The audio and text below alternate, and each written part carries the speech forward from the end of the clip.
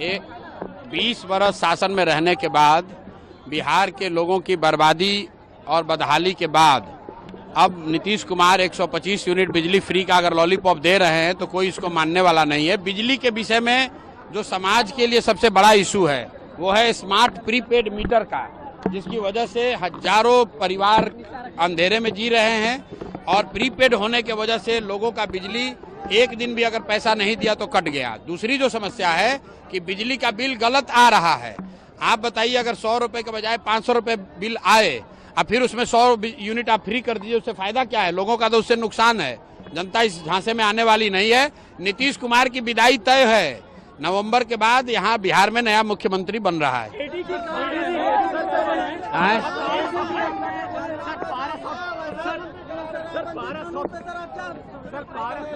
गोली मारी गई है भाई देखिए, पारस हॉस्पिटल में जो गोली चली है, हत्या हुई है, अभी कल भी मैंने आप लोगों को कहा है कि बिहार में कानून व्यवस्था की स्थिति लगातार बिगड़ेगी, अभी और बिगड़ेगी।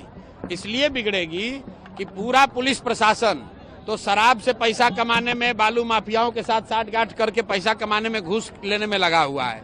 जितने मंत्री हैं, जितने सरकार के लोग हैं, वो ट्रांसफर पोस्टिंग में करोड़ों रुपए का उगाही कर रहे हैं। तो आप जब पुलिस वाले शराब और बालू से पैसा कमाने में लगे हैं तो कानून व्यवस्था का काम कब करेंगे?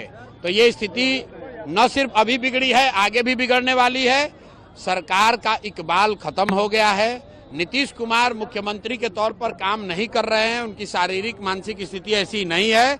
ये बात पिछले कई महीनों से मैं कह रहा हूँ। परिवार का मुखिया, सरकार का मुखिया ही जब अचेतन अवस्था में रहेगा तो निश्चित तौर पर यह स्थिति होगी। ये स्थिति और भयावह होने वाली है। किसान अभी इस समय जो होते हैं वो फ्री होते हैं, इसलिए अपराध बढ़ रहा है।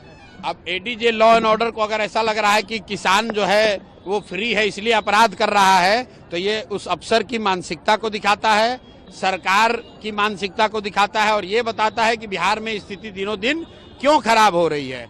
जिम्मेवारी लेने के बजाय, अफसरों पर कार्रवाई होने के बजाय अफसर समाज पर, किसानों पर, मजदूरों पर इसका दोषारोपण कर रहे हैं। पारस हॉस्पिटल में जहां पर यह हत्या हुई है वो कोई किसान जाकर थोड़ी ना मारा है। वीडियो जारी हुआ है, देख लीजिए। बाजाप्ता लोग 5 गन लेकर जा रहे हैं और जींस पैंट से और शर्ट से निकाल कर मार रहे हैं। और एडीजी लॉ एंड ऑर्डर को किसान खेत में रोपनी करने वाला दिख रहा है तो उनको आंख की जांच कराने की जरूरत है। खान सर ने कहा है कि शराबबंदी की बात करने वाले लोग बेशर्म हैं। अब ये खान साहब का अपना ओपिनियन हो सकता है। प्राइम मिनिस्टर मोतिहारी आ रहे हैं, क्या कुछ कहेंगे आप? क्या डिमांड है? भाई प्राइम मिनिस्टर साहब मोदी जी चौथी बार आ रहे हैं। हर बार पिछले 3-4 महीने से मैं यही कह रहा हूं कि मोदी जी को बिहार में ये बताना चाहिए कि हम लोग की शिक्षा व्यवस्था कब सुधरेगी। मोदी जी को ये बताना चाहिए कि बिहार से पलायन कब रुकेगा। मोदी जी को ये बताना चाहिए कि यहाँ रोजगार फैक्ट्री कब होगा ताकि बच्चों को गुजरात और महाराष्ट्र 10-12 हजार रुपए के लिए न जाना पड़े। बाकी की जो बात कर रहे हैं मोदी जी कि एक ट्रेन दे देंगे, एक रोड बना देंगे, इसकी हम लोग को जरूरत नहीं है। ये हम लोग सब अपने से कर सकते हैं। हम लोग के बच्चों के लिए रोजगार होना चाहिए, पलायन बंद होना चाहिए। 2 रुपया कम मिले लेकिन बच्चे अपने परिवार के साथ रह सके, लोग अपने परिवार के साथ रह सके, पढ़ाई कर सके, रोजगार कर सके। लोगों की ये इच्छा है। और आपने अभी सभा में देखा, मैंने पूछा भाई अगर वोट बिहार का है तो फैक्ट्री कहाँ लगना चाहिए? लोगों ने कहा बिहार में लगना चाहिए।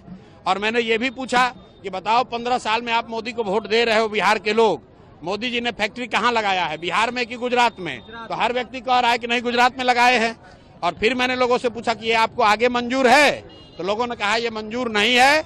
अब ये नहीं चलेगा कि आप वोट बिहार में लीजिएगा और फैक्ट्री गुजरात में लगाइएगा। बिहार में बदलाव होगा, बिहार में जनता का राज होगा, बच्चों के लिए शिक्षा, रोजगार होगा।